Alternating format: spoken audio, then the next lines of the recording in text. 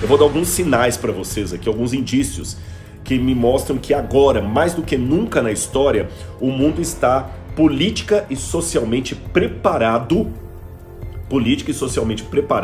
para que Jesus volte nos próximos anos, no próximo decênio.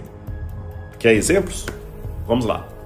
Sempre houve epidemias no mundo, mas pandemia, no sentido literal da palavra, é a primeira vez. A Organização Mundial da Saúde declarou hoje que a Covid-19, a infecção provocada pelo novo coronavírus, tornou-se uma pandemia. Situação em que uma doença se propaga globalmente de forma rápida e simultânea.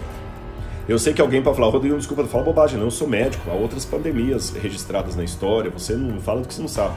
Com todo respeito, pandemia é a primeira vez, eu insisto, e vou explicar por quê. Eu já lecionei história e a gente falava da Primeira e Segunda Guerra Mundial. Mas, literalmente falando, não foi uma Primeira Guerra Mundial, porque nem todos os países do mundo estavam envolvidos. Nem a Segunda Guerra Mundial foi de fato mundial, apesar de ter esse título. Tá certo? Apesar de ter esse título. O Sudão não participou da Segunda Guerra Mundial. A Nigéria não participou da Segunda Guerra Mundial. O Nepal não participou da Segunda Guerra Mundial. A Índia não participou da Segunda Guerra Mundial. Então a Segunda Guerra Mundial, aliás, ela foi ambientada na Europa. Então a Segunda Guerra Mundial não foi de fato mundial.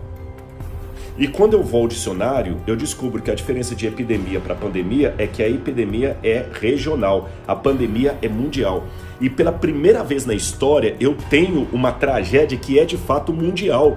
Não houve um país que ficou sem usar máscara.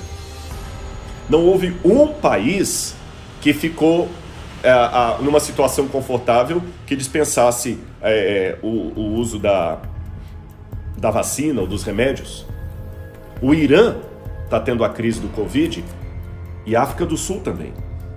E o Afeganistão também, e o Iraque também, e Israel também, Estados Unidos também, Luxemburgo também, países ricos, países pobres, países inimigos, todo mundo está aqui. O discurso é para todos. Agora a gente está falando assim, pois é, gente, o ebola que aconteceu lá na África. Não, eu estou falando do Covid que aconteceu na minha rua. Ou seja, agora eu estou falando de uma pandemia literal. Segunda coisa que é característica desse mundo. Agora, pela primeira vez na história, está se desenhando uma ideia de uma economia mundial. Por mais que os de esquerda não gostem dos de direita, os de direita não apreciem os de esquerda, não gostem também, por mais que uns prefiram o presidente